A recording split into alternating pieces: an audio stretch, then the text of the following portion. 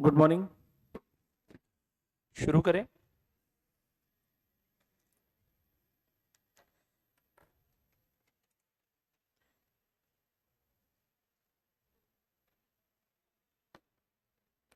तो कहां तक पहुंचे थे हम लोग?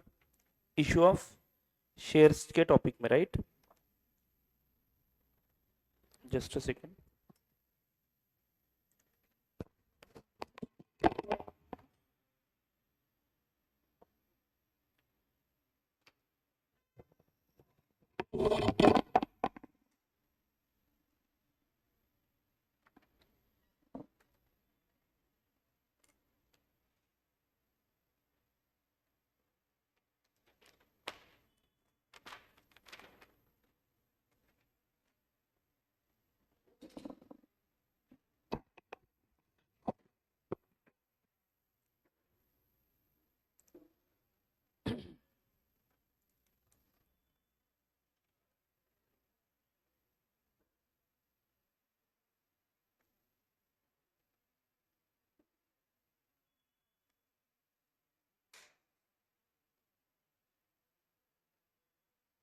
चलो।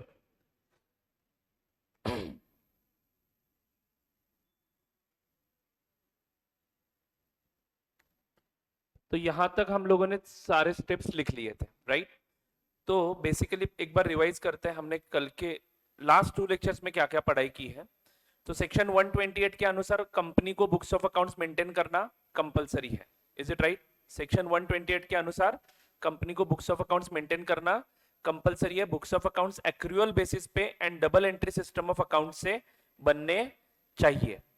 देन सेक्शन 129 डायरेक्टर्स के ऊपर रिस्पॉन्सिबिलिटी डाल देता है to present the financial statements of the company in the AGM, and because of that हमें financial statements बनाने हैं।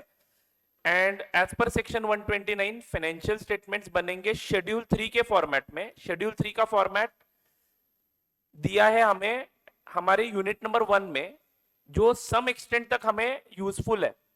कौन से एक्सटेंट तक? सिर्फ और सिर्फ share capital and reserves and surplus का प्रेजेंटेशन कैसे करना है। एंड दूसरा एक और कौन सा लिख के दिया था मैंने यहाँ पे? Long term borrowings. Is it right? तो मैंने ये नोट लिखते समय लॉन्ग टर्म बोरोइंग्स का भी जिक्र किया था। तो ये 3 ही हेड हमें यहाँ पे देखने हैं। बाकी इसमें बहुत सारे हेडिंग्स दिखेंगे जिसके ऊपर आपको क्वेश्चन नहीं पूछा जाएगा। Is it right? फाइन। फिर हमने यूनिट नंबर 2 शुरू किया जिसमें मीनिंग ऑफ शेयर देखा। Share means what? A small indivisible unit of A total capital. तो आपका जो टोटल कैपिटल है उसका एक स्मॉल पोर्शन जो होता है उसको शेयर बोला जाता है। अब ये स्मॉल पोर्शन कौन डिसाइड करता है? हर कंपनी अपने अपने हिसाब से डिसाइड करती है। तो कुछ लोग इस स्मॉल पोर्शन को 10 रुपए का रख देते हैं, और अगर आपका टोटल कैपिटल 10,000 का चाहिए तो 1000 शेयर हो गए फिर आपके कैपिटल के। समझ में आ रहा है? ऐसा ये शेयर बनाया गया, मतलब आपके टोटल कैपिटल में से ये एक स्मॉल डिविजिबल पार्ट है जो हम बेचेंगे, और ऐसे हम अलग अलग लोगों को ये पार्ट्स बेचेंगे और पैसे कंपनी में आएंगे, और ये कंपनी उन पैसों का उपयोग करके बिजनेस करेगी। ऑब्वियसली ये जो शेयर के लिए पैसे दे रहे हैं वो कौन है? शेयर होल्डर्स है। और कंपनी चलाएगा कौन? इन शेयर होल्डर्स ने अपॉइंट किए हुए डायरेक्टर्स, यानी शेयर कंपनी ने separation of ownership and management किया है, ये अपने लॉ में पड़ा हुआ है, राइट? तो चलाएंगे डायरेक्टर लोग on behalf of share holders, on behalf of share holders. I hope आप लोगों को समझ में आ रहा है। तो ये रहा मीनिंग ऑफ शेयर। लेकिन ये जो स्मॉल इंडिविजिबल यूनिट जिसका वैल्यू कंपनी ने डिसाइड करके रखा है, उस वैल्यू को क्या बोलते हैं हम लोग? Face value. उस वैल्यू को क्या बोलते हैं? Face value. फेस वैल्यू या फिर नॉमिनल वैल्यू या फिर par value. Are you all getting this? तो दोस्तों this is a value printed on share certificate on the basis of which company shows the liability of share capital in the books of accounts. Okay. Dividend is always paid on face value of shares. तो company जो अपने books of accounts में equity share capital account credit करता है वो compulsory face value होना चाहिए। But अब सवाल यह है कि सर अगर 10 रुपए का इंडिविजुअल पार्ट है तो 10 रुपए से ही रिकॉर्ड होगा ना? नहीं, एक्चुअली आप 10 रुपए का आपका ये जो इंडिविजिबल यूनिट है वो आप 12 रुपए में भी इशू कर सकते हो। अगर पब्लिक एक्स्ट्रा प्राइस देने के लिए तैयार है आपके शेयर के लिए तो आप लोग इसको प्रीमियम पे भी इशू कर सकते हो। लेकिन ये सारी बातें हम आगे जाके करने वाले हैं। लेकिन जिस प्राइस पे शेयर इशू किया जाता है उसको कौन सा प्राइस बोला जाता है? Issue price. This can be more than face value. Can it be lower than face value? क्या इशू प्राइस फेस वैल्यू से कम हो सकता है? हो सकता है, बट कंपनीज एक्ट अलाउ नहीं करता है। Are you getting it? In the event of liquidation, books of accounts अगर रेफर करते हो तो कंपनी के फाइनेंशियल स्टेटमेंट में लाइबिलिटी कौन से वैल्यू पे दिखेगी? Always at face value. Always at face value. Share holders को पैसे वापस कितने देने हैं ऐसा कंपनी कौन से वैल्यू पे दिखाता है? फेस वैल्यू पे। तो फेस वैल्यू एक बहुत ही इंपॉर्टेंट टर्म है, याद रखना। एंड दूसरी चीज, आप चाहे 10 रुपए का शेयर 25 रुपए में खरीदो, आपको डिविडेंड मिलेगा 25 पे या 10 पे? 10 पे ही मिलेगा। Is it clear to you? Face value and issue price का फर्क समझ में आया? हाँ, इशू प्राइस जितना अमाउंट कंपनी को मिलता जरूर है, लेकिन कंपनी उसका अकाउंटिंग बहुत ही सोच समझ के करता है। कंपनी उस इशू प्राइस में से जो फेस वैल्यू है उसको कैपिटल मानता है, एंड ऊपर का जो अमाउंट है उसको प्रीमियम माना जाता है। ठीक है ना? तो देखते हैं वो अकाउंटिंग। लेकिन पहले समझना पड़ेगा कि what is the process of issuing shares. तो दो प्रकार के कंपनीज होते हैं, mostly private companies and public companies. Public company में public is involve, private company में नो पब्लिक इज इन्वॉल्व, एक अपना अपना ग्रुप होता है। प्राइवेट कंपनी में शेयर इशू करना बहुत ही आसान है, किसको कितने शेयर्स देना है वो हम बैठ के डिसाइड कर सकते हैं, और उतने उतने वो पैसे लाएंगे, उनको उनको उतना शेयर अलॉट कर देंगे। Are you getting this? But public company में हम एक रूम में बैठ के डिसाइड नहीं कर सकते, because public is involve in this, पूरे इंडिया का पब्लिक होगा इसमें। तो पब्लिक कंपनी कौन सा प्रोसेस फॉलो करती है शेयर्स इशू करने के लिए? सबसे पहले वो प्रोस्पेक्टस इशू कर देता है। ये बिल्कुल सेम टू सेम प्रोसेस है जो आप कॉलेज में एडमिशन लेने के लिए फॉलो करते हो। कॉलेज में अगर एडमिशन लेना है तो सबसे पहले आपको क्या लाना पड़ता है? प्रोस्पेक्टस। आजकल होता है क्या, या फिर ऑनलाइन एडमिशन के कारण ये हो गया गायब? प्रोस्पेक्टस मिलता है कॉलेज में, उस कॉलेज की उसमें जानकारी होती है, कॉलेज के कौन कौन टॉपर्स रह चुके हैं आज तक, पिछले बैच का रिजल्ट क्या है। Are you all getting this? तो प्रोस्पेक्टस के पीछे लास्ट में एक एडमिशन फॉर्म भी होता है। वो एडमिशन फॉर्म फाड़ के सारे डिटेल्स भर के चेक उसको लगा के कॉलेज जाके वो सबमिट करना होता है। सेम प्रोसेस ही तो है। कंपनी भी क्या करेगी? प्रोस्पेक्टस इशू करेगी। अब प्रोस्पेक्टस में उस कंपनी की पूरी जानकारी होगी कि ये पैसे जो आप हमें दोगे वो हम कहां पे यूज करेंगे, हमारे पास क्या क्या प्रोजेक्ट है, हमारे कौन कस्टमर्स है, हम आज तक कितने साल का एक्सपीरियंस रख रहे हैं, मतलब पूरी जानकारी कंपनी की इसमें होगी। फाइनेंशियल स्टेटमेंट्स अगर ऑलरेडी कंपनी एग्जिस्टेंस में है तो। DMart was partnership before becoming company, partnership business था वो। डीमार्ट के जितने भी स्टोर्स है ना वो पार्टनरशिप के हेडिंग के अंडर काम करते थे। कुछ 2-3 सालों पहले उसका कंपनी बना है और लिस्टिंग हुआ है। समझ में आ रहा है क्या? हाँ, तो सारी जानकारी आपको दी जाएगी प्रोस्पेक्टस में। तो अगर आप कंपनी के बारे में कुछ जानना चाहते हो तो बेटर रीड प्रोस्पेक्टस, पूरी जानकारी मिल जाएगी आपको जो जो रिक्वायर्ड है। ओके, तो प्रोस्पेक्टस बनाना कैसे वगैरह वो सब आपको लॉ में फ्यूचर में समझ में आ जाएगा। प्रोस्पेक्टस में कौन से मुद्दे लिखने हैं, कौन से नहीं लिखने हैं वगैरह वगैरह। ठीक है ना? फाइन। उसके बाद प्रोस्पेक्टस में ही एक एप्लीकेशन फॉर्म भी डाला जाता है। कौन से एप्लीकेशन की बात कर रहा हूं मैं? शेयर को अप्लाई करने की। अगर प्रोस्पेक्टस पढ़ के अगर आपको उस कंपनी के शेयर्स लेने की इच्छा हुई तो फॉर्म लाने के लिए फिर से जाना नहीं है, प्रोस्पेक्टस में ही फॉर्म की कॉपी एक होगी, वो फॉर्म आपको पूरा भरना है, जिसको हम लोग क्या बोलते हैं? एप्लीकेशन। तो आपको वो फॉर्म पूरा भरना है। Nowadays everything is online. Nowadays, how do we apply for shares? Open a Demat account with any broker, and on that Demat account there will be a window of IPOs. IPO को click किया, कितनी quantity चाहिए click किया, amount डाला, बात खत्म, application हो गया। क्योंकि सारा डेटा अपने डीमैट अकाउंट में होता है। मेरा एक डीमैट अकाउंट नंबर होता है, वो नंबर लेते ही है वो कंपनी, और मेरे सारा नाम, मेरा बैंक अकाउंट डिटेल सब उसमें जमा हो जाता है, कंपनी के पास वो इंफॉर्मेशन चली जाती है। Are you getting this? लेकिन अर्लियर ऐसा नहीं था। अर्लियर एक फॉर्म पे आपका बैंक अकाउंट कौन सा है, उसकी चेक की कॉपी एक देनी पड़ती थी आपको, सारी चीजें आपको सबमिट करनी पड़ती थी फॉर्म के साथ, एप्लीकेशन फॉर्म के साथ। क्यों? क्योंकि कंपनी के पास आपका पता आता होना चाहिए ना, आता पता होना चाहिए।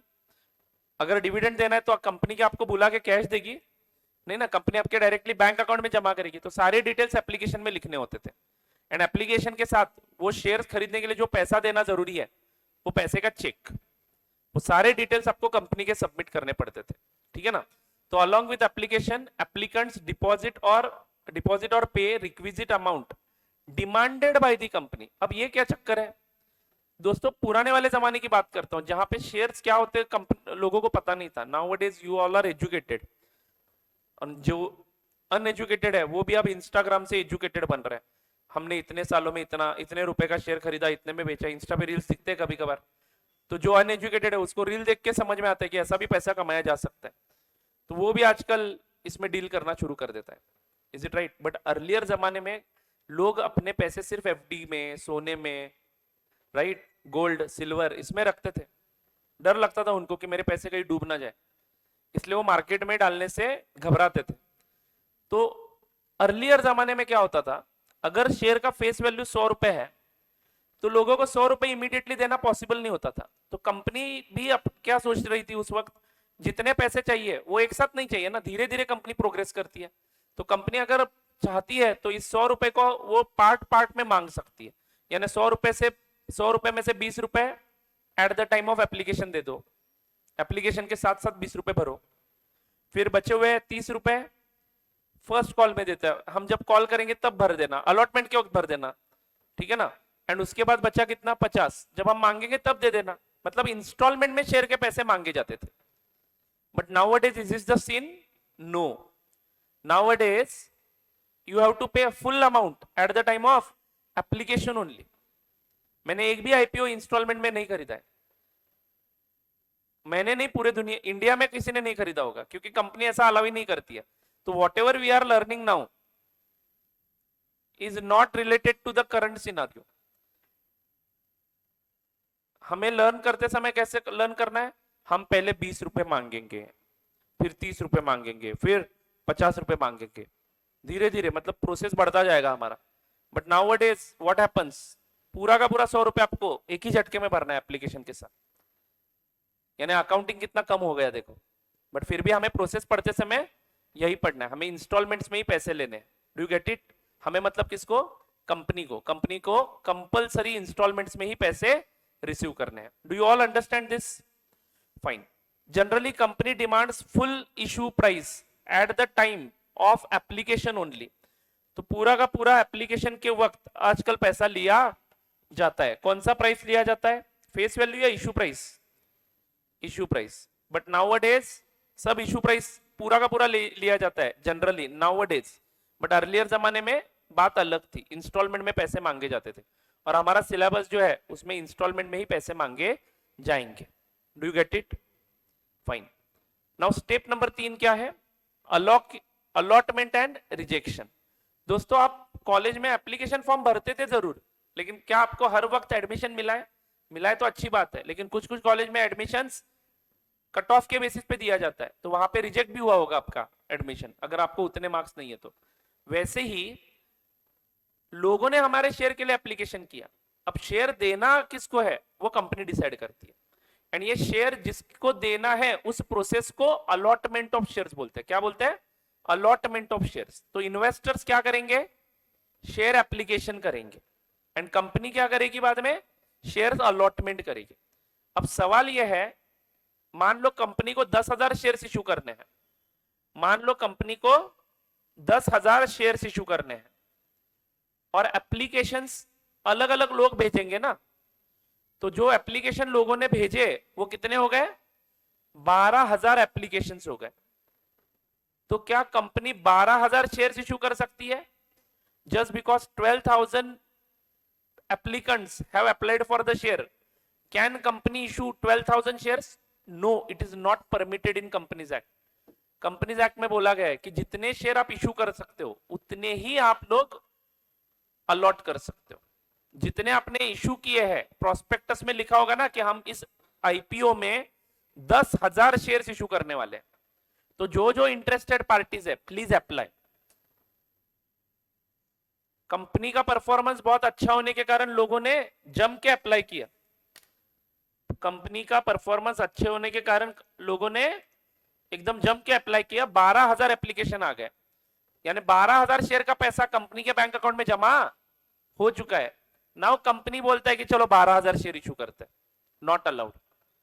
तो इशूड शेयर से ज्यादा शेयर हम अप्लाई एक्सेप्ट नहीं कर सकते, अलॉट नहीं कर सकते। शेयर देने का जो प्रोसेस है उसको क्या बोलते हैं, अलॉटमेंट। शेयर देना मतलब क्या सर, कुछ नहीं, एक सर्टिफिकेट इशू करना है कि you are our company shareholder, your पैसे, your money has been deposited with us, you are our shareholder. कितने शेयर है आपके पास, उस शेयर सर्टिफिकेट पे लिखा होगा। नाउअडेज आपके ये शेयर्स कहां पे दिए जाते हैं, डीमैट अकाउंट में क्रेडिट किए जाते हैं। तो मेरा डीमैट अकाउंट खोलते हो तो मेरे डीमैट अकाउंट में कौन से कंपनी के शेयर्स है वो दिख जाएगा आपको, और कितने हैं, कितने में खरीदे थे, और उसकी आज की मार्केट वैल्यू कितनी है, सब डीमैट अकाउंट में दिख जाता है। Nowadays we perform all transactions online, there is no physical paper of any transaction. तो मैं अगर मर गया तो डीमैट अकाउंट देख के मुझे मेरा इन्वेस्टमेंट पता चलेगा। डीमैट अकाउंट की प्रिंट आउट निकाल के ला सकते हो आप लोग, किसी भी स्टॉक एक्सचेंज वाले जो ऑफिसेस होते हैं उनके पास जाके। ये डेटा मेंटेन करने वाली कंपनियां होती है जो बीएसई के बिहाफ पे काम करती है डेटा मेंटेन करने का, ठीक है ना। तो सीडीएसएल करके एक कंपनी है, central depository system, government company है, ठीक है ना।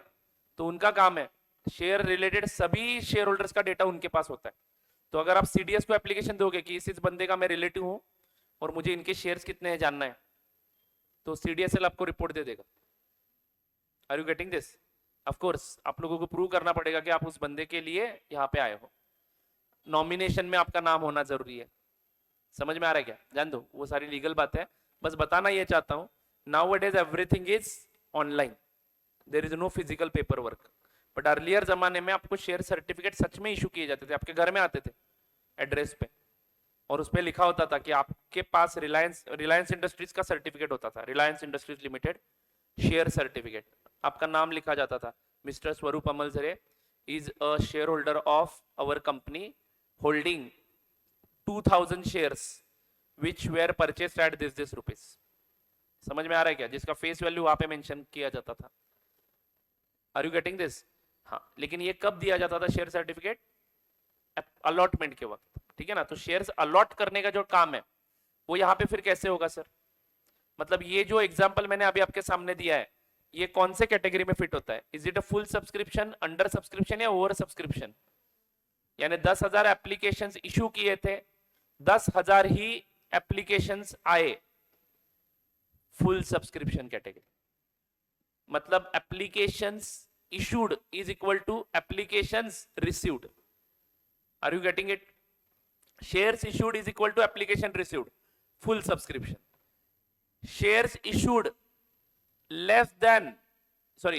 more than applications received, या फिर application received is less than shares issued. Applications received, मान लो एप्लीकेशन आए 8,000 एंड शेयर्स इशूड है 10,000, तो what is this? Under subscription. And अगर शेयर्स इशूड 10,000 है एंड एप्लीकेशंस रिसीव्ड 12,000 है, ये वाला सिचुएशन, तो this is called as over subscription. अब आप ही बता दो, ओवर सब्सक्रिप्शन में हम क्या करें? 10,000 शेयर्स ही दे सकते हैं, तो किसको रिजेक्ट करें वो आपका कॉल है। आप किसी व्यक्ति का फोटो पसंद नहीं आया एप्लीकेशन के ऊपर, इसलिए उसको रिजेक्ट कर सकते हो, बट ऐसे फोटो देख के रिजेक्ट नहीं किया जाता है। नहीं तो आप प्रोपोर्शनेट कैलकुलेशन कर सकते हो। अब ये प्रोपोर्शनेट कैलकुलेशन क्या सीन है वो भी देखेंगे हम लोग। यानी जिन लोगों ने 10 शेयर के लिए अप्लाई किया है, 12 शेयर के लिए अप्लाई किया है, उनको 10 शेयर देंगे। तो जो 12,000 शेयर है उनको ऑटोमेटिक, मतलब सबके शेयर थोड़े थोड़े कम करेंगे, जिसको बोलते हैं proportionate calculation.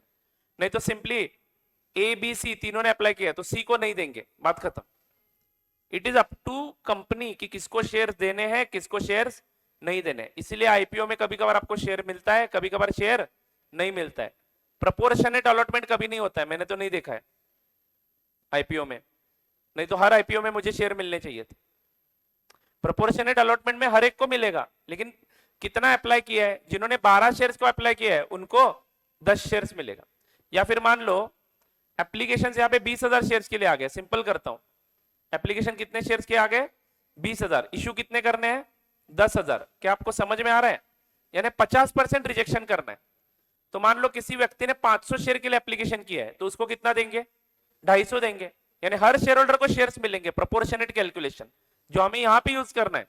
But real life में I have not seen that such situation. Real life में एक तो मुझे शेयर मिला है, नहीं तो रिजेक्ट हुआ है। मिला है तो पूरा का पूरा मिला है, मैंने जितने एप्लीकेशन किए हैं पूरे के पूरे मिले।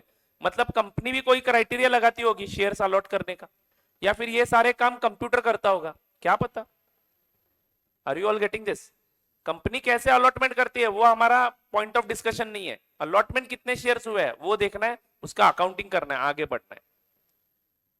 तो हम लोग यहां पे डिस्कस कर रहे हैं after application date you will come to know whether there is full subscription, under subscription या फिर ओवर सब्सक्रिप्शन। फुल सब्सक्रिप्शन मतलब क्या है लिख लेते हैं। चलो ये कलर ठीक से दिखता है या व्हाइट कलर ले लूं? बोलो, व्हाइट ले लूं? Okay. Full subscription,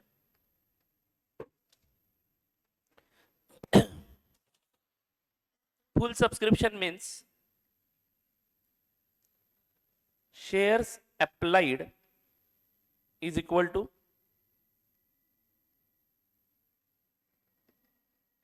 shares issued. Shares applied is equal to shares issued.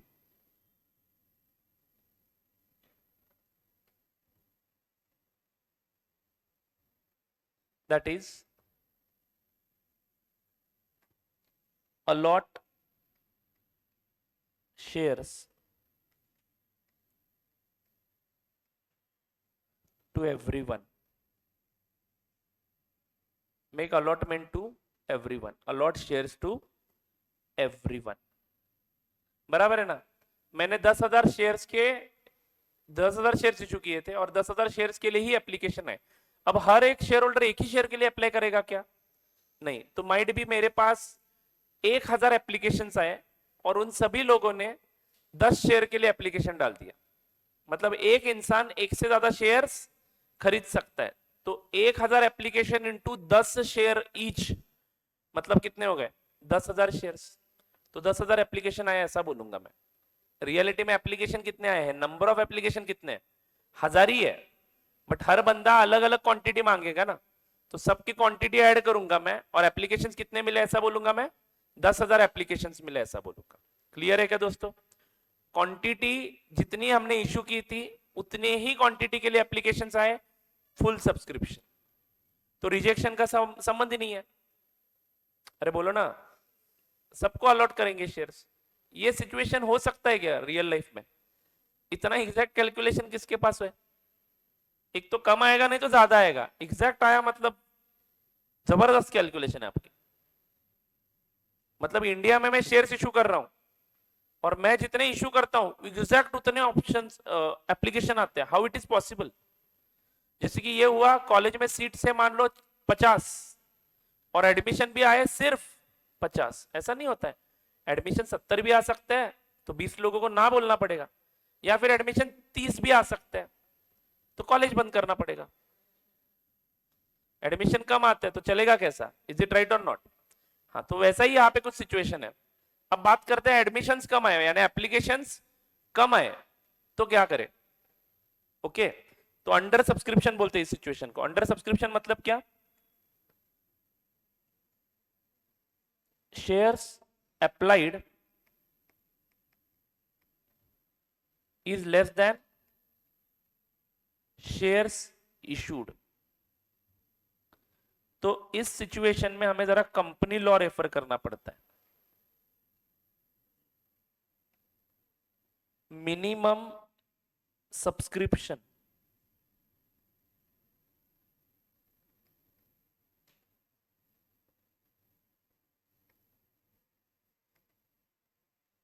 received question mark, is minimum subscription received?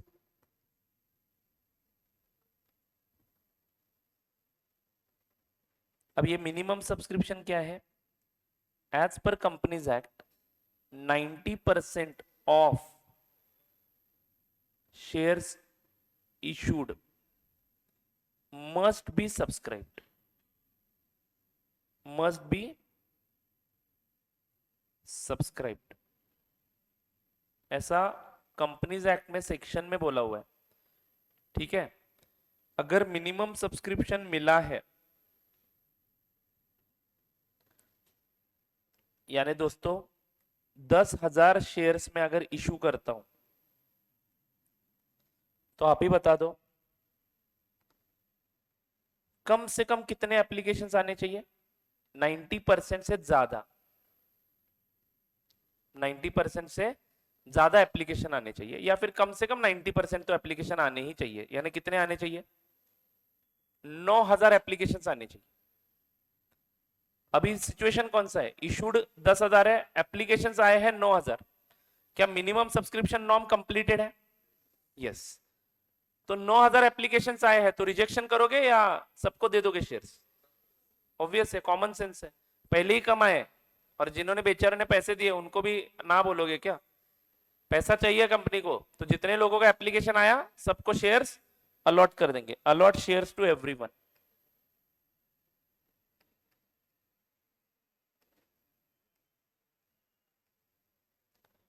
But अगर मान लो मिनिमम सब्सक्रिप्शन नॉर्म कंप्लीट नहीं हुआ, यानी 8,000 एप्लीकेशन आए, मिनिमम कितने आने चाहिए थे? 9,000 तो आने ही चाहिए थे, बट 8,000 शेयर्स के लिए एप्लीकेशन आया, तो क्या करना है? कंपनी लॉ बोलता है कि 8,000 लोगों के पैसे वापस दे दो। Your IPO is failed, your IPO is failed. आप लोग उनके पैसे नहीं रख सकते हो, ये कंपनी लॉ का रिक्वायरमेंट है। Are you getting it? हाँ, तो उस केस में, नो के केस में, रिफंड एवरीवन, जिसको सिंपल भाषा में आईपीओ फेल्यूर बोलते हैं। तो सर ये तो डेंजरस चीज है, इज्जत का भाजीपाला हो जाएगा यहाँ पे, बराबर है ना? कंपनी का आईपीओ फेल होना मतलब सिंपल है क्या? आगे कोई ट्रस्ट रखेगा क्या कंपनी में? तो इस रिस्क से बचने के लिए एक अंडर राइटर करके इंसान होता है, पैसे वाला, वो आपके कंपनी के साथ क्या करता है? एग्रीमेंट करता है कि अगर पब्लिक नहीं खरीद रही है तो मैं आपके कंपनी के शेयर्स खरीदूंगा, जितने चाहिए उतने खरीदूंगा, और बाद में मैं मार्केट में बेचता रहूंगा। मान लो मेरे पास करोड़ों रुपए है, तो मैं ऐसे किसी कंपनी को बोल कॉन्ट्रैक्ट में ले सकता हूं कि अगर पब्लिक नहीं खरीदते तो मैं खरीदता हूं ना, टेंशन क्यों लेते हो, बाद में मार्केट में बेचता रहूंगा मैं। हाँ, लेकिन उसके लिए मुझे कमीशन चाहिए। ठीक है ना? तो कमीशन परसेंटेज बताएगा वो। अगर कंपनी को आईपीओ फेल नहीं करना है तो अंडर राइटर अपॉइंट करना पड़ेगा। Do you know who are the underwriters nowadays? State bank of India can be underwriter to IPO. ICICI bank limited is also underwriter. Banks are mostly underwriting का काम कर रहे हैं, लेकिन bank भी देखेगा ना कि कंपनी सच में अच्छी है, बुरी है, क्या प्रोस्पेक्ट्स है, तब अंडर राइटिंग का एग्रीमेंट करेंगे। नहीं तो कंपनी बकवास है मान लो, तो कोई अंडर राइटर नहीं बनेगा उसका। तो अंडर राइटर कौन है, उसके ऊपर भी आईपीओ सक्सेसफुल होगा या फेल होगा, ये है। एंड अंडर राइटर ना अब सिर्फ उस काम से रिलेटेड नहीं है, मिनिमम सब्सक्रिप्शन नहीं हुआ तो मैं खरीदूंगा करके। अंडर राइटर आप आईपीओ प्लान करके देते हैं पूरा, आपको प्रोस्पेक्टस में क्या लिखना है, उसका मार्केटिंग कैसे करना है, ये सब अंडर राइटर देखता है। अंडर राइटर ये काम देखता है, और अंडर राइटर इसके लिए कमीशन लेता है आईपीओ के ऊपर। जो टोटल इश्यू प्राइस है ना, उसके ऊपर एक 3% 4%, कंपनीज एक्ट में उसके ऊपर लिमिट भी है। अंडर राइटर को आप कितना कमीशन दे सकते हो उसके ऊपर। क्यों? क्योंकि बहुत सारा कमीशन दे के आप आईपीओ सक्सेसफुल कर रहे हो तो वो भी जनता के लिए हानिकारक है ना। बाद में वो अंडर राइटर क्या करता है, धीरे धीरे शेयर मार्केट में लोगों को बेचता रहता है। ठीक है, खरीदे हुए प्राइस से थोड़ा ऊपर गया तो उसको फायदा, नहीं गया शेयर ऊपर तो उसको नुकसान हो जाएगा। बट वो नुकसान सहने की उसमें ताकत होती है, या फिर उसका फायदा भी हो सकता है फ्यूचर में। Depends on market, how your market is responding. ठीक है ना? तो दोस्तों अंडर राइटर एक बहुत ही इंपॉर्टेंट रोल है। मोस्टली अंडर राइटर अपॉइंट किया जाता है आईपीओ कर रहे हो तो। नई कंपनी है, आईपीओ कर रही है, तो अंडर राइटर को अपॉइंट किया जाता है। बट अंडर राइटर का जरूरत क्यों पड़ा? क्योंकि ये सेक्शन में बोला गया है कि कम से कम 90% या फिर उससे ज्यादा शेयर्स के एप्लीकेशन आने चाहिए। 90% ऑफ व्हाट? शेयर्स इशूड का 90%। क्लियर है क्या दोस्तों?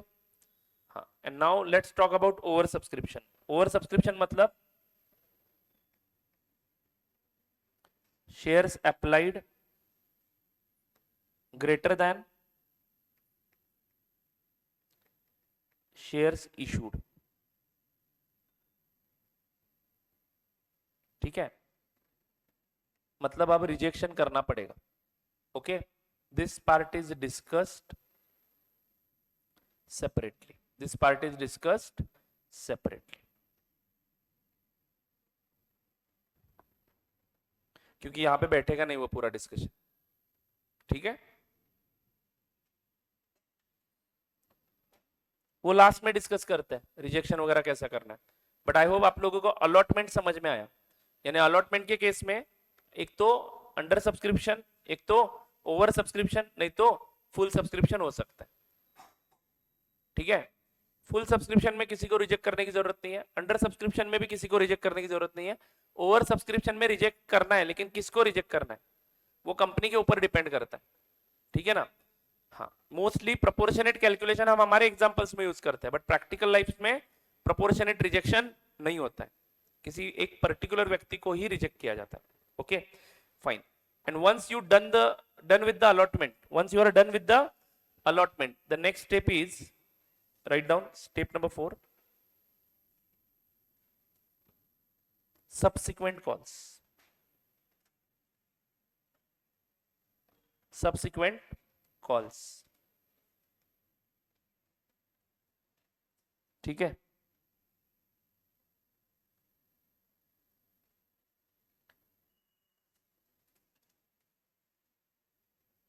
सब्सिक्वेंट कॉल्स, तो कंपनी अगला कॉल कर देती है।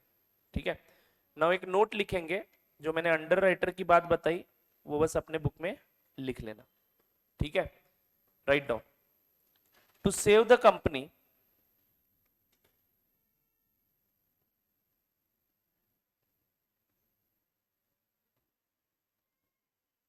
From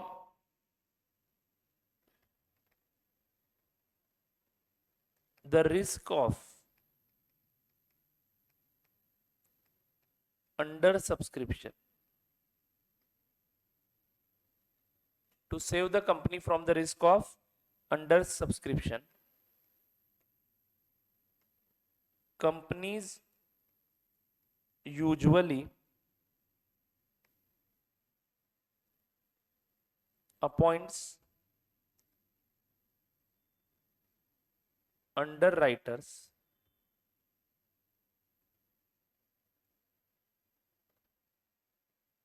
say SBI, ICICI,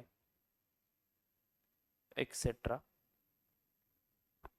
Companies usually appoints underwriters say SBI, ICICI, etc.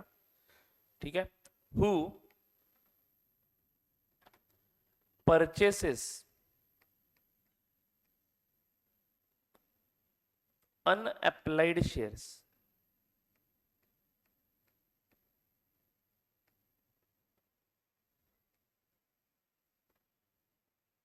if public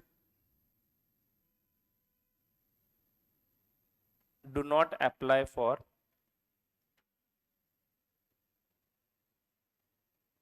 it।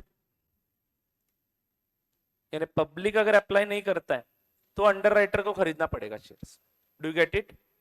Continue करिए आगे।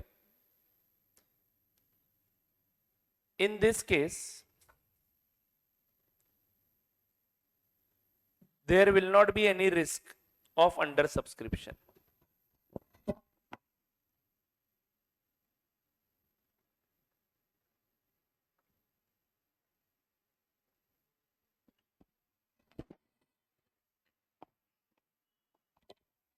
in this case there will not be any risk of under subscription।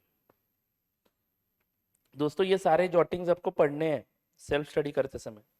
ठीक है, ये सारी चीजें आपके नोट्स में भी आपको दिखाई देगी, बट बहुत ही सिंपल लैंग्वेज में मैंने यहाँ पे बना के दी होती है। ठीक है, इतना पढ़ोगे तो भी बहुत है, आपको मॉड्यूल वगैरह कुछ पढ़ने की जरूरत नहीं है। क्लास नोट्स में मैं जो जो लिखवाता हूँ ना वो पढ़ो, उसके रिलेटेड प्रैक्टिकल एग्जाम्पल करो, हो गया पढ़ाई, आना शुरू हो जाएगा आपको क्वेश्चन सॉल्व करना। ठीक है, लेकिन ये पढ़ना है मन लगा के, और क्या लिखा है उसका अर्थ क्या है वो समझना भी है। चलो आगे बढ़ता हूं। तो क्या लिखा आपने? So in this case there will be no under subscription, बराबर है ना? हाँ, फुल स्टॉप देके लिखिए, underwriter for this work charges commission, underwriter for this work charges commission on full issue price, on full issue price।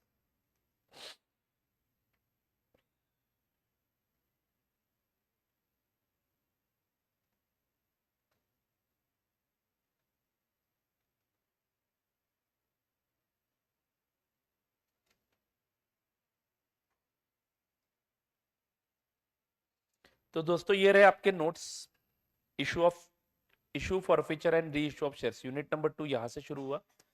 ठीक है, company form of organisation क्यों बना उसके बारे में यहाँ पे एक नोट दिया हुआ है आपके मॉड्यूल में। कंपनी क्यों बनी, कंपनी फॉर्म कैसे इवॉल्व हुआ होगा, पैसों की ज्यादा जरूरत, एंड दूसरा मैनेजमेंट एंड ओनरशिप को भी सेपरेट करना था। पैसों की सबसे ज्यादा जरूरत यहाँ पे इंपॉर्टेंट है, यानी company form of organisation evolve होने के दो रीजंस है। एक तो मैनेजमेंट करने के लिए ज्यादा लोग चाहिए, बट मैनेजमेंट वैसे भी कंपनी में कौन करता है? डायरेक्टर्स ही करता है, जो किस कौन अपॉइंट करता है? शेयर होल्डर्स, बराबर है ना? मतलब शेयर होल्डर को क्या करना है, बस एक्स्ट्रा पैसा अपना जो है वो एक जगह पे पुल करना है, और वो कंपनी चलाने के लिए लोगों को काम पे लगाना है, डायरेक्टर्स को। Are you getting it? तो मैनेजमेंट को सेपरेट करना है ओनरशिप से। एंड दूसरा मतलब main reason because of which company came into existence is पैसा। कोई भी बिजनेस 30-30 हजार 40-40 हजार करोड़ का कोई अकेला इंसान कर सकता है क्या? इम्पॉसिबल है। इसीलिए लोगों ने ये फॉर्म ऑफ ऑर्गेनाइजेशन इवॉल्व किया और इसको लीगली एक स्टेटस देने का प्रयास किया, लॉ बना के। ठीक है ना, बहुत ही बढ़िया कंसेप्ट है कंपनी। तो कंपनी क्या है आपको अच्छे से पता है। ठीक है ना, तो यहाँ पे कुछ बेसिक बातें की है। सोल प्रोप्राइटरशिप में ओनरशिप किसके पास होती है, type of capital, liability of owners, ये सारी बातें आपको पता है। शेयर कैपिटल मतलब क्या, मैंने सारी चीजें आपको लिख के दी है, जिसमें फेस वैल्यू क्या होता है, नॉमिनल वैल्यू क्या होता है, वो सब यहाँ पे लिखा हुआ है। ठीक है ना। Then securities exchange board of India, ये एक अथॉरिटी है जो एवरी कंपनी के शेयर्स के लिए कुछ रिक्वायरमेंट बनाती है। ठीक है ना, ये रेगुलेशन है। मतलब आप लोग शेयर मार्केट में भरोसा कैसे रखते हो, कौन से बेसिस पे रखते हो? सेबी के कारण। क्रिप्टो करेंसी को ऐसा कोई बोर्ड है क्या? गवर्नमेंट की कोई एजेंसी है जो इनके ऊपर नजर रखती है? नहीं। ये सेबी के रेगुलेशंस देखोगे ना आप, फाइनल में आके पढ़ोगे सीए फाइनल में, लॉ में, तब आपको पता चलेगा कि कंपनी चलाना इतना आसान नहीं है, सब डेटा देना पड़ता है इनको। डिबेंचर का इंटरेस्ट पे नहीं करते हो तो इमीडिएटली सेबी को इन्फॉर्म करना पड़ता है, SEBI will take action on you then. तो ये बहुत ही खतरनाक है सेबी, बहुत ही जबरदस्त गाइडलाइंस बनाए हुए हैं, हर एरिया पे रेगुलेशन है उनके, नियम, रेगुलेशन मतलब नियम कानून। तो ये सेबी जो है वो कंपनीज को कंट्रोल करने का प्रयास करता है, उसमें से भी कंपनियां झोलझाल करके प्रॉब्लम क्रिएट कर देती है। सत्यम नाम की कंपनी का स्कैम सुना है ना आपने? तो उसमें क्या हुआ, उसमें फाइनेंशियल स्टेटमेंट से मैनिपुलेट किए। अब वो मैनिपुलेटेड फाइनेंशियल स्टेटमेंट सेबी को दे दोगे तो सेबी बोलेगा हाँ सब मस्त दिख रहा है, लेकिन उन्होंने वही मैनेज किया था। तो ये तो होना ही है, इंसान है मतलब दिमाग लगाएगा। ठीक है ना।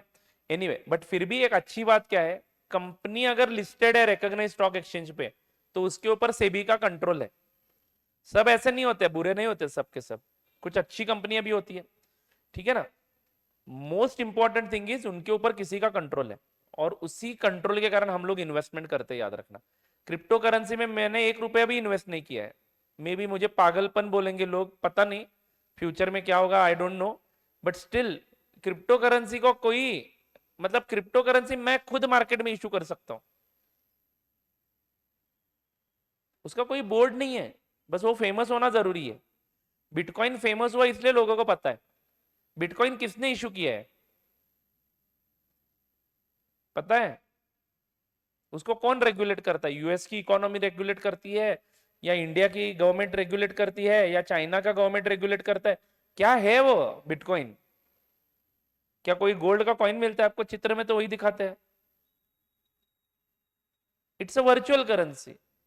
आपको एक यूजर आईडी पासवर्ड मिलेगा और उसमें कितने बिटकॉइन दिख जाएंगे। खरीदो ना बिटकॉइन किसी के पास से, किसी के है तो उसको पैसे दे दो, वो आपके नाम पे ट्रांसफर कर देते हैं बिटकॉइन। तो आपको एक यूजर आईडी पासवर्ड मिलेगा, आपके नाम पे बिटकॉइन जमा हो जाएंगे। आप ही को पता है। वो बिटकॉइन आप किसी दूसरे को ट्रांसफर कर सकते हो पेमेंट करने के लिए। बट क्या रियलिटी में क्या है ये? एंड मान लो सडनली ये बंद कर दिया गवर्नमेंट ने, तो मेरे करोड़ों रुपए जो बिटकॉइन में इन्वेस्टेड है वो तो गए, मुझे तो वापस नहीं मिलेगा। तो वो एक इलीगली मार्केट चल रहा है बिटकॉइन का, लोग बिटकॉइंस में ट्रांसफर कर रहे हैं पैसे। मतलब मैं कैश ट्रांसफर करूंगा और बिटकॉइन खरीदूंगा, फिर वो बिटकॉइन से पेमेंट करना शुरू करूंगा। लेकिन bitcoin is not a legal tender in India, क्योंकि उसका कोई रेगुलेटरी बॉडी नहीं है। समझ में आ रहा है क्या? ऐसे हजारों करेंसीज है वर्चुअल करेंसीज, यानी जिसको सॉफ्टवेयर बनाना आता है वो वर्चुअल करेंसी बना सकता है, ठीक है ना। बट उसमें रिस्क क्या है? उसका रेगुलेटरी बॉडी नहीं है। शेयर भी सभी कंपनियां इशू कर सकती है, लेकिन हम सभी कंपनियों के थोड़ी खरीदते हैं। हम किसके शेयर्स खरीदते हैं? सिर्फ और सिर्फ स्टॉक एक्सचेंज पे जो है वो हजारों कंपनियां हैं कोल्हापुर में। क्या सभी कंपनियों के शेयर आपके पास है? आपको पता भी नहीं है कि कोल्हापुर में कंपनियां शेयर्स इशू करती है, क्योंकि वो लिस्टेड नहीं है, उनको कोई गवर्न नहीं करता है। हम हैं जो लिस्टेड कंपनियों को गवर्न करता है, तो हम इनके ऊपर भरोसा रख के कंपनी के शेयर को एप्लीकेशन करते हैं। तो इन्हीं का नियम है कि 90% तक आईपीओ सब्सक्राइब हुआ तो ही आगे जाना है, नहीं तो लोगों के पैसे वापस करो। समझ में आया क्या? तो इन्हीं का रेगुलेशन है, उसी के कारण हम लोग ये करते हैं। फाइन। टाइप्स ऑफ शेयर्स हमने देखा परसों के लेक्चर में, कौन सा? Preference share and equity shares. मैंने जो जो चीजें डिस्कस की वो सभी यहां पे लिखी हुई है, अगर फुर्सत से टाइम निकाला तो आप लोग इसको आराम से पढ़ सकते हो। Now issue of shares for cash हम डिस्कस करना शुरू कर चुके हैं। प्राइवेट कंपनीज है, पब्लिक कंपनीज है। प्राइवेट कंपनीज प्राइवेट प्लेसमेंट से शेयर इशू करती है, पब्लिक कंपनीज जनरल पब्लिक को शेयर्स अलॉट कर देती है। अकाउंटिंग प्रोसेस बिल्कुल सेम टू सेम है, बस प्राइवेट कंपनी को ये लंबा चौड़ा प्रोसेस अप्लाई करने की जरूरत नहीं है। कौन सा? प्रोस्पेक्टस इशू करो, फिर एप्लीकेशन इनवाइट करो। यहाँ पे टेबल पे 10-12 लोग बैठे हुए हैं, तू कितने लेगा शेयर्स? इतना है क्या पैसा तेरे पास? है तो दे दे, ले शेयर्स। तेरे पास कितना है? इतना है, दे, ले ले। Private placement. Are you all getting this? उसके लिए उसको प्रोस्पेक्टस दो, फिर उसको एप्लीकेशन मंगवाओ, फिर देखेंगे एप्लीकेशन कितने अप्लाई किए हैं, अंडर सब्सक्रिप्शन, ओवर सब्सक्रिप्शन, ये सब यहाँ पे करने की जरूरत नहीं है। समझ में आ रहा है ना दोस्तों? हाँ। बट पब्लिक कंपनी के केस में ऐसा नहीं है कि तुम्हें कितने शेयर चाहिए, आओ मीटिंग करो। हम डायरेक्टली अनाउंसमेंट कर देंगे, प्रोस्पेक्टस इशू कर देंगे, प्रोस्पेक्टस के बेसिस पे एप्लीकेशंस आएंगे, एप्लीकेशंस की जांच पड़ताल होगी और फिर हम शेयर्स अलॉट कर देंगे। शेयर्स अलॉट करने के मुद्दे पे हम लोगों ने देखा कि there are 3 situations. One is full subscription, one is under subscription, one is over subscription. क्या सभी बच्चों को यह समझ में आया? हाँ। मोस्टली इशू प्राइस कंपनी क्या करती है? पूरी की पूरी एट अ टाइम मांग लेती है प्रैक्टिकली, बट हमारे सिलेबस में ये first instalment, second instalment, third instalment, fourth instalment, last instalment ऐसा भी मांगा जा सकता है। बट मोस्टली 3 इंस्टॉलमेंट होते हैं हमारे क्वेश्चंस में, 2 या फिर 3, ठीक है ना। तो 100 रुपए अगर इशू प्राइस है तो पॉसिबिलिटी है 25, 25, 20, 20, 10, डिपेंड्स। पहला जो कॉल किया जाता है उसको हमेशा कौन सा कॉल बोला जाता है? Application call. दूसरा जो कॉल किया जाता है उसको हमेशा कौन सा बोला जाता है? Allotment call. यानी जब आप शेयर्स अलॉट कर रहे हो तब आप पैसों की डिमांड करोगे। जब आप शेयर्स अलॉट कर रहे हो तब आप पैसों की डिमांड करोगे। तीसरा जो कॉल है वो कौन सा है? First call. तीसरा जो कॉल है वो कौन सा है? First call. पहला कॉल बोलते हैं उसको, क्योंकि अलॉटमेंट के वक्त पता चल जाएगा ना कि मेरा शेयर होल्डर कौन है। जो मेरे कंपनी के शेयर होल्डर्स बने उन्हीं के पास से पहला कॉल किया जाएगा। एक्चुअली उसको थर्ड कॉल नहीं बोला जाता है, क्या बोला जाता है? First call, but that is actually a third instalment of your total issue price. Then second call, then final call. First call, second call, final call. Allotment के बाद जो पहला कॉल करते हो वो किसके पास से करोगे? जिनको शेयर्स दिए हैं उनके पास से, या जिनको शेयर्स रिजेक्ट किए उनके पास से? जिनको रिजेक्ट किए उनके पास से पैसा मांगोगे तो वो क्या देगा आपको? गालियां। अरे एक तो पहले उसको शेयर दिया नहीं है और आप लोग अगला पैसा मांग रहे हो, पागल हो गए हो क्या? कोई नहीं देगा वो ऐसा पैसा। Is it right? तो ऑब्वियस सी बात है, अलॉटमेंट के बाद हम कॉल किसके पास से करेंगे? जिनको शेयर्स अलॉट किए हैं उन्हीं के पास से। इज इट राइट और नॉट? हाँ, फर्स्ट कॉल फाइनल कॉल भी हो सकता है, ये डिपेंड करता है कंपनी के ऊपर। इनफैक्ट मैं क्या बोल रहा हूं, यहां तक जाते ही नहीं हम लोग, एप्लीकेशन के वक्त ही पूरा 100 रुपए मांग लेते हैं नाउ डेज, एंड लोग पे करते हैं। ऐसा कोई रूल नहीं है कि ऐसा करो। अब हम अमीर बन गए यार। India is the fastest growing economy. देख रहे हो ना, हर आईपीओ सक्सेसफुल होता जा रहा है। लग रहा है इसी फ्लो में मैं भी हाथ धो लूं, ईपीए का एक आईपीओ निकाल दूं। करोड़ों का इन्वेस्टमेंट आएगा, पैसा लगाएंगे इसमें, पूरे इंडिया भर में क्लासेस हो जाएंगे। हो सकता है ना, कोई मुश्किल बात नहीं है। इन्वेस्टर ढूंढना पड़ेगा, कंपनी रजिस्टर करनी पड़ेगी। उस इन्वेस्टर को बोलेंगे कि तू 70% शेयर्स खरीद ले, हमारे पास 30% रहने दे, बाकी चला दे बिजनेस हम में। बाइजूस का क्या हुआ? वही हुआ। इनिशियली उनको लगा कि रेवेन्यू दबा के कमा लेंगे, बाद में हेवी एडवर्टीजमेंट किया, शाहरुख खान को बनाया ब्रांड एम्बेसडर। शाहरुख खान को brand ambassador banana is not a joke. ठीक है, मुझे पता नहीं एग्जैक्टली कितना दिया होगा पैसा, बट बहुत दिया होगा। और बाद में अब क्या हो रहा है? लुट रही है कंपनी, रेवेन्यू नहीं है। कोरोना के समय में खूब चला बाईजूस, क्योंकि बच्चों को क्या है, घर में बैठ के पढ़ना पसंद आ रहा था, बाहर जाना ही नहीं था ना उस वक्त। लेकिन it is not a easy thing, online classes धीरे धीरे गिरेंगे, देखो। ठीक है, ऑफलाइन को नो बडी कैन बिट, याद रखना। वो 2 दिन 4 दिन अच्छा लगता है, महीना भर अच्छा लगता है, 2-3 लेक्चर से दिन में 4 घंटे देखना है, गुड। अब इंटर का क्लास सुबह 8 बजे शुरू करते हैं हम लोग। दोस्तों हम फाउंडेशन में थोड़े से ढीले हैं, ढीले इन द सेंस क्या है, फाउंडेशन के बच्चों को समझना पड़ता है। एकदम उनकी तरह स्ट्रिक्ट किया ना तो आप लोगों का दिमाग घूम जाएगा। उनको कितना स्ट्रिक्ट है दिखता है क्या कभी आपको? वहां पे no compromise at all, because वहां पे compromise is equal to their career is spoiled. यहाँ पे थोड़ा चलता है क्योंकि आपको समय ज्यादा होता है, सब्जेक्ट्स कम है। मैं रोज 8 बजे आता हूँ ना, तो 8 बजे शुरू करता हूँ क्लास, उनको पूछ लीजिएगा। मैं कभी लेट नहीं होता क्लास को, 8 बजे अभी मेरा चल रहा है। देखो last 16 days I have taken class at sharp 8, एंड मैंने 11 बजे ही छोड़ा है।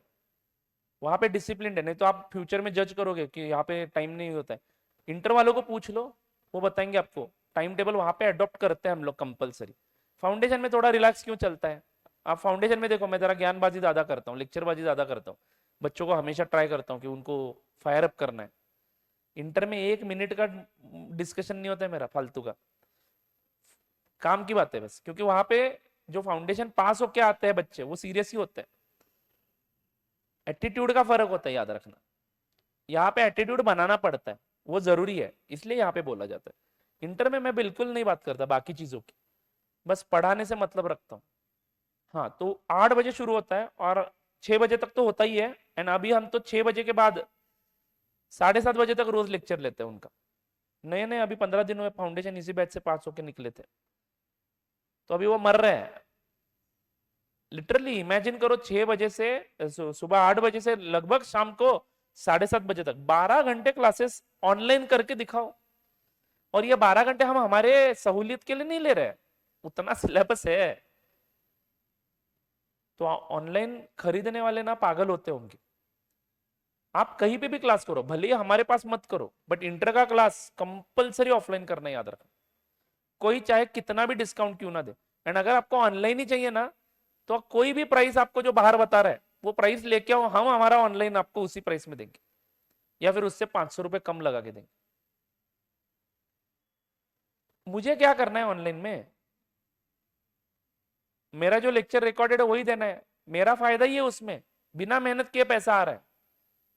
लेकिन आपका नुकसान होता है दोस्तों, आपके लेक्चर्स पेंडिंग रहेंगे, बैकलॉग रहेगा, रोज रोज 12-12 घंटे, पहले 3-4 दिन बैठोगे, उसके बाद नहीं होता है। इंसान चाहे कितना भी डिसिप्लिन क्यों ना हो, स्क्रीन के सामने एक लिमिटेशन है। एंड वो जो ग्रेविटी होती है ना समझने की, वो स्क्रीन के सामने थोड़ी कमी होती है, मुझे लगता है ऐसे। क्योंकि मैं भी कभी कभार मेरा लेक्चर देखता हूँ ना, ध्यान भटकता है इधर उधर, कोई फर्क नहीं पड़ता, सामने वाले को बोलने दो ना, यहाँ पे ध्यान भटका के दिखाओ। सर इमीडिएटली बोल देता है ना, एक डर होता है मन में कि नहीं ध्यान देना है, एटलीस्ट नहीं देना है तो एक्टिंग तो करना है। हाँ हाँ हाँ हाँ, बराबर है सर, एटलीस्ट वो डर तो होता है, ठीक है ना। सर वो ऑफलाइन के ड्रॉबैक्स भी होते हैं, आने जाने का समय जाता है, अरे कहाँ पे बाबा तू इतना टाइम टेबल बना के बैठा है, आने जाने वो ऑनलाइन वाले बताएंगे, आने जाने का समय बचेगा आपका, और समय बचा के क्या करेंगे? इंस्टा रील्स देखेंगे। वाह, जरा बाहर निकलोगे, इधर उधर की बिल्डिंग्स दिखेगी, पेड़ पौधे दिखेंगे, जरा मन खुश हो जाएगा ना। अरे पेड़ पौधे देखने पे इतना क्या हंसना है? समझा नहीं बाबा मेरे को, क्यों खाली पीले ऐसे हंसते हो? पेड़ पौधे रे बच्चों, ये इस पूरे बैच में ये एक अकेला सज्जन है देखो, नहीं तो वह ना हंसने का नाटक कर रहा है। एनीवे, सोशलाइज होने का मतलब समझते हो? सोशल होना पड़ेगा ना। ये ऐसे क्लासेस 3.5 घंटे, 3.5 महीने ग्रुप 1 के चलते हैं इंटर में, एंड ग्रुप 2 के लगभग 3 महीने, तो लगभग 5-5.5 महीने का जर्नी है। 6 महीने का पकड़ के चलो, 6 महीने का जर्नी है। 6 महीने रोज के कम से कम 10 घंटे क्लास, वो भी स्क्रीन के सामने बैठ के करना बहुत ही जबरदस्त काम है भाई। करते हैं लोग, कैसे करते हैं आई डोंट नो, मैं होता तो नहीं करता। तो मैं मेरा क्लास का प्रमोशन करने के लिए नहीं बोल रहा हूँ, आगे जाके आप सीए फाउंडेशन क्लियर करके आएगा मन में सवाल कि क्या करूँ, ऑनलाइन ले लूँ क्या। इनिशियली डेमो लेक्चर में अच्छा लगता है ऑनलाइन, क्या है घर में आराम से चादर लेके बैठेंगे, ऐसा चादर लेंगे, स्क्रीन सामने रखेंगे, ठंड भी नहीं लगेगी, है कि नहीं। मम्मी को बोलेंगे खाना यहीं पे दे, लेक्चर ये लगा के देखता हूँ मैं, कभी बोर हुआ 2 मिनट के लिए पॉज करेंगे, इंस्टा की रील्स देखेंगे, वापस आएंगे, अपने मर्जी के हिसाब से देखेंगे ना लेक्चर। वो इनिशियल 2-3 दिन बहुत मस्त लगता है, लेकिन जैसे जैसे बैकलॉग पढ़ता जाएगा ना, फिर पता चलेगा आपको कि बहुत सारी चीजें हमने उसमें से देखी ही नहीं, और उस वक्त पछताने का कोई फायदा नहीं है। ठीक है, तो ऑलवेज रिमेंबर, ये ऑनलाइन मार्केट ज्यादा समय के लिए नहीं रहेगा, रहेगा वो साइमल्टेनियसली चलता रहेगा। जहां पे ऑप्शन ही नहीं है वहां पे कोई ऑप्शन नहीं है। अब फाइनल के क्लासेस मान लो कोल्हापुर में होते ही नहीं, और आपका आर्टिकलशिप यहाँ पे है, तो 3 साल का पीरियड है, 2 साल का पीरियड है, उसमें एक आध लेक्चर खरीद लिया, वो खत्म कर दिया। 2-3 घंटे 4 घंटे ऑनलाइन ठीक है, 5 घंटे भी ठीक है, 10-12 घंटे नहीं होता है।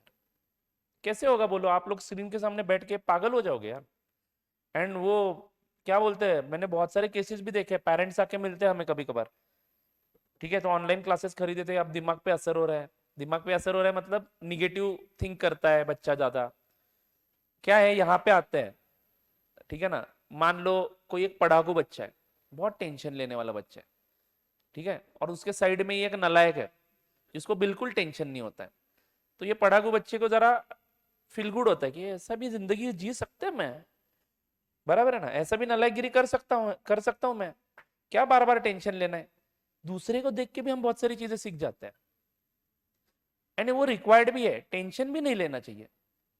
इनफैक्ट अगर आप मेरे साथ क्लास पढ़ते ना, तो आपको पता चलता कि टेंशन फ्री कैसे रहना है। मैं कभी किसी चीज का टेंशन लेता ही नहीं हूं, आता है कभी कभार, ऐसा नहीं है कि नहीं आता है, बट मैं उस केस में फाइनली मेरा एक लाइन है जो मैं रिमाइंड करता हूँ खुद को, बस काम खत्म, टेंशन लेके काम नहीं होता, याद रखना। टेंशन किन लोगों को आता है पता है? जो परफॉर्म नहीं करते, जो एक्ट नहीं करते, उनको टेंशन आता है। जैसे कि आपको पढ़ाई का टेंशन आता है, कभी आता है? मतलब आप पढ़ाई नहीं करते हो, उठो और बुक उठाओ, 2 टॉपिक खत्म हो जाएंगे, टेंशन अपने आप गायब हो जाएगा। लेकिन वो बुक उठाने के पहले का ही टेंशन होता है कि साला 8 चैप्टर्स करने हैं, 8 चैप्टर्स करने हैं, 8 चैप्टर्स करने हैं, 8 चैप्टर्स करने हैं। अरे उठाओ बुक, एक पढ़ो। अब बचे कितने? टेंशन कम हुआ कि नहीं? ये सोच सोच के बर्बाद क्यों करते हो दिमाग? उठाओ ना बुक, पढ़ना शुरू करो, टेंशन अपने आप चला जाएगा। So never be a that student who takes a tension. Tension देना सीखो, लेना नहीं। मुझे टेंशन मत दो। चलो जी आगे बढ़ता हूं। So in the most of the cases, यही बात देखो यहां पे लिखा है, तुमने जो क्वेरी पूछी उसका answer. In most of the cases in practical life full issue price is demanded eight the time of application. ये कॉल बिल एक एक इंस्टॉलमेंट कुछ नहीं। डीमार्ट ने आईपीओ किया, बोला 300 रुपए में शेयर इशू कर रहे हैं, 10 रुपए का शेयर है, 300 में इशू कर रहे हैं, देना है तो दो, 300 रुपए दो। ठीक है, 300 रुपए में एप्लीकेशन किया मैंने, स्वप्निल सर ने, दोनों ने किया, मुझे नहीं मिला। नलायकों को मेरा फोटो लगता है पसंद नहीं आया। ठीक है, एप्लीकेशन किया, स्वप्निल सर को मिला। फिर एक दिन मुहूर्त पे, मंडे के दिन शेयर लिस्ट हो जाता है मार्केट, स्टॉक एक्सचेंज पे, मार्केट में आ जाते हैं शेयर। और मार्केट में आते समय ही 600 से आया। 300 रुपए में शेयर खरीदा, आते समय ही मैंने पहला उसका जो व्यू था ना, व्यू, कंपनी क्या करती है, मार्केट में कितने में बेचना है उसका प्राइस कोट कर देती है। कंपनी नहीं, ये नलायक जो बड़े बड़े इन्वेस्टर्स होते हैं ये लोग कोट कर देते हैं मार्केट में कि हम 600 रुपए में बेचना चाहते हैं, खरीदना है तो खरीदो। लोगों ने धड़ाधड़ 600 रुपए में खरीदना शुरू कर दिया। स्टार्टिंग ही 600 से हुई, फिर 800, सर ने बेच दिया, 300 का 600 हुआ, 10 दिन में पैसा डबल, बेच दिया सर ने। फिर 800 पे गया, मैंने 800 में खरीदा, मैंने एंट्री मारी यहाँ पे मार्केट में। आज कितने गए? 3500 गए।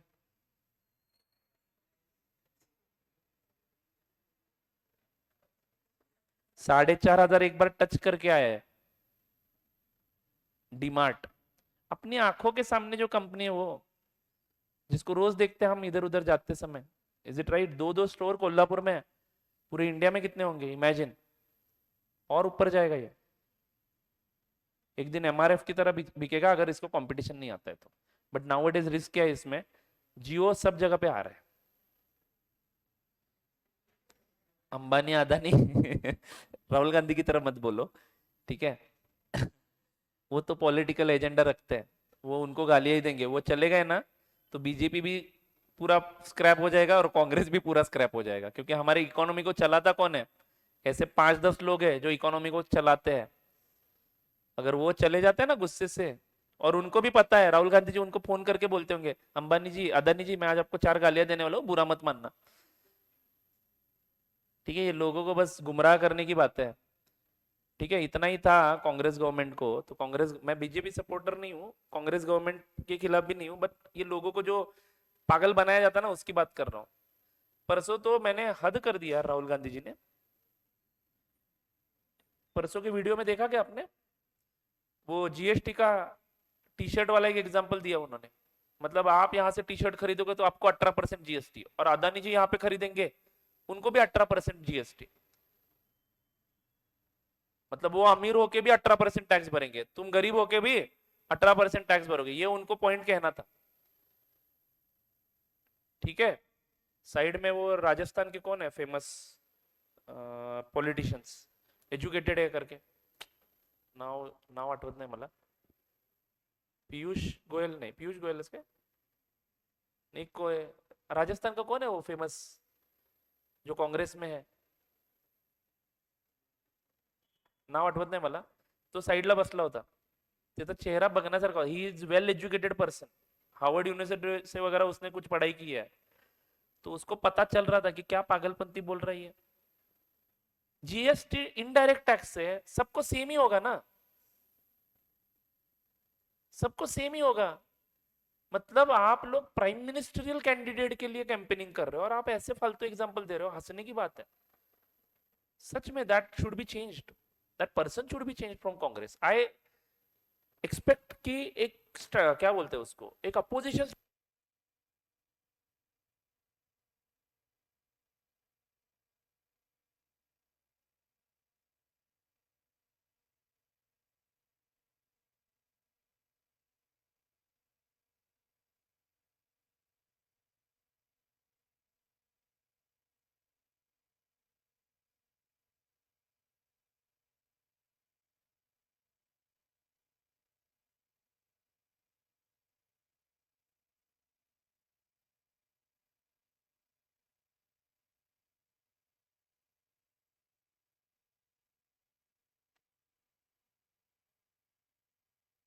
Anyway, our country is very complicated scenario, ठीक है। अपने कंट्री को चलाना आसान बात नहीं है। एक को खुश करने जाते हो दूसरा दुखी होता है, दूसरे को खुश करने जाते हो पहला दुखी होता है। तो it is a very complicated thing. Imagine करो इन पॉलिटिशियन लोगों का दिल और दिमाग कितना स्ट्रांग होता होगा। हमें साला यहाँ पे कोई कुछ जाते जाते बोल जाता है तो हमारे दिल को लगता है, ऐसा दिन भर सोचते रहते हैं कि असं का बोलला असेल तो, बराबर है ना। इनको तो हर दिन सुबह रात सब लोग गालियां देते हैं फर्क ही नहीं पड़ता है। चलो जी, कितना हार्ड हार्टेड होना पड़ता है पॉलिटिक्स, इसीलिए तो उसको पॉलिटिशियन बोला जाता है। वो किसी को मारने से भी आगे पीछे नहीं देखेंगे, ठीक है ना। हम गरीब जनता है, हम लोग आराम से जिएंगे, अपना अपना काम करेंगे, गड्ढे वाले रास्ते से गाड़ी चलाएंगे, चार पांच गालियां उनको देंगे, बस अपना भी मन हल्का हो जाएगा, है कि नहीं। मैं तो हमेशा गाड़ी में से जाते जाते गालियां बकते ही जाता हूँ, खड्डा आला आठवण काढायची कोणाच तरी एनीवे, चलो आगे बढ़ते हैं। पूरा प्रोसेस जो है शेयर इशू का, ठीक है, पूरा प्रोसेस जो है, एक बात बताना भूल गया मैं, कांग्रेस का जो स्क्रिप्ट राइटर है ना उसको ढूंढना है मुझे। वो कहीं बीजेपी ने भेजा हुआ इंसान तो नहीं है ना, वो देखना है। क्योंकि हर वक्त गलत स्क्रिप्ट कैसे आ जाती है राहुल गांधी जी के हाथ में, ये समझ में नहीं आता है। ये जीएसटी का एग्जाम्पल उसने बनाया नहीं होगा, मतलब किसी ने तो बताया होगा ना। इतना बड़ा व्यक्ति है ये, और ऐसा जीएसटी, मतलब मैं सीए हूं इसलिए बोल रहा हूँ, ये गलत है। एंड मैंने वो सच में, अब आजकल क्या होता है, कुछ भी करते हैं लोग इंस्टाग्राम पे, कोई दूसरे वीडियो का क्लिप लेते हैं पहले में जोड़ देते हैं, तो 51+ वो कुछ था ना, वो गलत है, हाँ? उस पर बिलीव मत करो। वो राहुल गांधी जी का ही एक वीडियो देखो, कुछ नंबरिंग कैलकुलेशन के, वो अलग अलग वीडियो जोड़ के किया है। तो when I find such videos, I actually find the resource of that video, and मैं सच है या झूठ है ये जांच पड़ताल करके वो देखता हूँ, कभी देखने का मन होता है तो। ये जीएसटी का देखने के बाद तो मैं उड़ गया भाई, गलत कंसेप्ट है। और लोग वही कंसेप्ट लेके फिर व्हाट्सएप पे चर्चा, असं असतोय अंबानीला पण तोच जीएसटी, अदानीला, तुम्हाला काय माहिती अदानी जीएसटी भरत पण नाही रे लेकानो, वो लोगों से कलेक्ट करता है, सेट ऑफ लेता है, उसको टैक्स नहीं बैठता है, अल्टीमेट कस्टमर को बैठता है। एनीवे, जान दो मोरल ऑफ द स्टोरी क्या है, कुछ नहीं हो सकता, जैसा है वैसा रहने दो। आगे बढ़ते हैं। Step 1, prospectus. मोदी जी के भी कुछ भाषण ऐसे है ना, मैं बताना शुरू करूं तो आप भी हंसोगे, दोनों ओर से है ये, ठीक है ना। नहीं रहने दो, अबे पढ़ना ही है पढ़ना ही है, चलो। अरे है ना वो, बहुत सारे, मतलब जैसे राहुल जी का था ना, यहाँ से आलू डालूंगा यहाँ से सोना निकलेगा, काइंड ऑफ उनका भी कोई ऐसा गैस का एक है कि वो खाने पीने की जो चीजें है खराब होती है, उसको हम यूज करके गैस वगैरह बनाएंगे, ऐसे भी भाषण है मोदी जी की, ठीक है ना। बट उनके जरा प्रोपोर्शनेटली कम है, राहुल गांधी जी के बहुत है, एंटरटेनिंग पैकेज है वो। कांग्रेस में इतने अच्छे अच्छे नेता है ना, you are not going to believe, मतलब ब्रेन से, हाँ? लेकिन वो सिर्फ और सिर्फ पीछे रह रहे। सिंधिया, ज्योतिरादित्य सिंधिया, वो था उनके साथ उस वक्त, ठीक है। वो भी बहुत ही टैलेंटेड पर्सन है। एक एक इंसान कांग्रेस में ना बहुत ही बढ़िया है, ठीक है, उन्हीं को अभी भाजपा उठा रहे। एनीवे चलो आगे बढ़ते हैं दोस्तों। Step 1 prospectus. Prospectus step wise procedure for issue of shares. तो प्रोस्पेक्टस देखा, एप्लीकेशन आएंगे, एप्लीकेशन के बाद अलॉटमेंट रिजेक्शन होगा, एप्लीकेशन के बाद क्या होगा, अलॉटमेंट एंड रिजेक्शन। ये सारी बातें हम कर चुके हैं। एक तो फुल सब्सक्रिप्शन हो सकता है, नहीं तो अंडर सब्सक्रिप्शन हो सकता है। मिनिमम सब्सक्रिप्शन यस, जितने ने एप्लीकेशन किया है उनको दे दो, नहीं है तो सबको रिफंड कर दो। Do you get it? And over subscription, application received are more than shares issued, over subscription, ये हमने अगले टेबल में डिस्कस किया है। मिनिमम सब्सक्रिप्शन नॉर्म्स क्या है ये आपके मॉड्यूल में दिए हैं। Shall not be less than 90%, यानी 90% या फिर उससे ज्यादा चलेगा। ये किसका गाइडलाइन है? सेबी का। हम नहीं बोलते ऐसा, कंपनीज एक्ट भी नहीं बोलता है, क्या सेबी गाइडलाइन बोलता है कि कम से कम जितने शेयर आपने इशू किए उससे 90% एप्लीकेशन आने जरूरी है। अगर नहीं आए तो सभी लोगों के पैसे वापस करो, आपका आईपीओ फेल हो गया। Is it right? वो कब वापस करने हैं, जनरल नॉलेज के लिए यहां पे लिख के दिया है, within 15 days of closure of issue. Okay, and अगर अंडर रिटर्न है आपका आईपीओ, मतलब अंडर राइटर वहां पे आपने दिया है, एंड अगर अंडर राइटर नहीं खरीदता है तो 70 डेज में वापस देने पैसे। मान लो अंडर राइटर ने नहीं खरीदे शेयर्स तो 7, ऐसा होगा नहीं मोस्टली, बट अगर होता है तो 70 डेज में आपको वापस करने हैं। Do you get it? Minimum subscription, minimum subscription,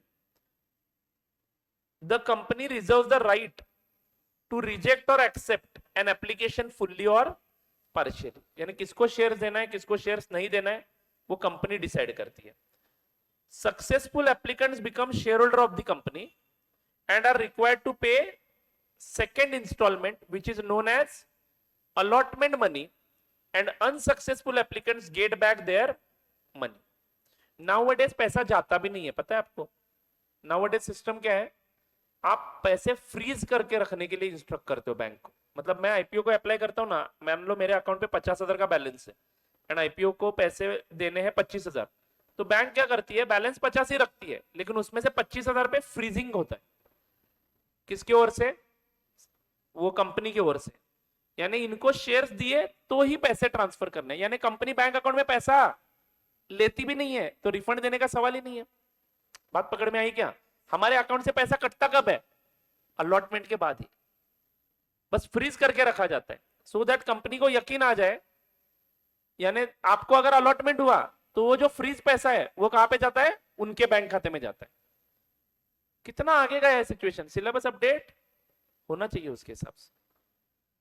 यानी हम तो एंट्री क्या करेंगे एप्लीकेशन के साथ, bank account debit to share application account, बराबर है कि नहीं? आपको थोड़ा थोड़ा आता है 11-12 में, बैंक डेबिट हो जाएगा। मतलब रियलिटी में हम क्या हम पढ़ क्या रहे हैं कि पूरा पैसा कंपनी के पास आता है। सभी शेयर होल्डर ने जिन्होंने जिन्होंने एप्लीकेशन किया है, सभी लोगों ने, उन सबका पैसा कंपनी के पास आता है। उसमें से कुछ लोगों को शेयर दिए जाते हैं एंड जिनको नहीं दिए उनको पैसे लौटाए जाते हैं।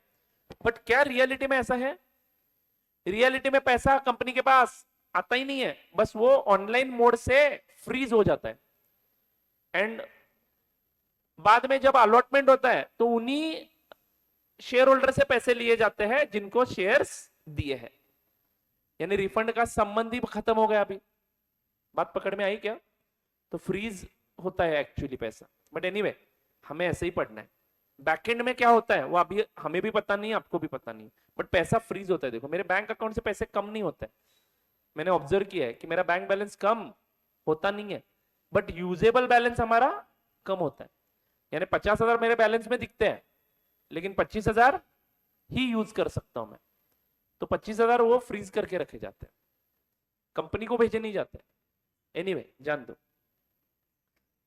However, in case of delay in refunding the money, the company becomes liable to pay the interest on the amount of refund. तो जो पैसे जिनको शेयर्स अलॉट नहीं किया उनका पैसा इमीडिएटली कंपनी ने नहीं दिया तो कंपनी को इंटरेस्ट भी देना पड़ता है। Subsequent installments, if any, to be called up by the company, known as calls. एक बार अलॉटमेंट हो गया, जिनको शेयर्स नहीं दिया उनका पैसा वापस दे दिया, तो उसके बाद अगला कॉल करेगी कंपनी, अगला पैसा रिसीव करेगी, और इन्हीं ट्रांजैक्शन का हमें अकाउंटिंग करना है। तो हमें सर अकाउंटिंग कौन से ट्रांजैक्शन का करना है?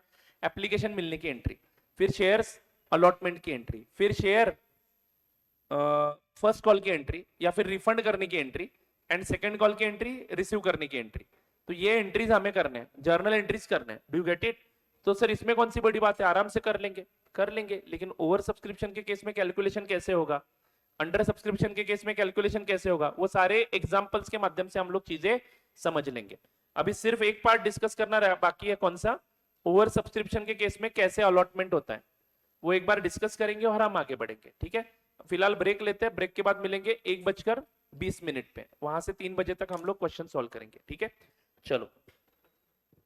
एंड दूसरी एक चीज, कभी कभार मैं पॉलिटिकल इश्यूज बोलता हूं, किसी को भी पर्सनली कुछ भी लेने की जरूरत नहीं है, बिकॉज पर्सनली मुझे लगता है, कोल्हापुर सिटी के बारे में बात करूं तो मुझे लगता है कि वैसे भी डेवलपमेंट हो नहीं रही है, तो मैं वोट डालूं कि ना डालूं, यहां तक मेरी सोच जाती है। ठीक है, तो आप लोग कृपया करके, मैंने कोई एक आध एग्जाम्पल दिया, राहुल गांधी जी को क्रिटिसाइज किया, मोदी जी को क्रिटिसाइज किया, तो बुरा मानने की जरूरत नहीं है। वो उनके उनके जगह पे बेस्ट है, मैं मेरी मेरी जगह पे बेस्ट हूं। ओके, सो डू नॉट, क्या बोलते हैं उसको, जज मी कि सर लगता है इस पार्टी के है, मेरी पार्टी अलग है, फ्यूचर में चाहिए तो इलेक्शन लड़वाऊंगा उससे।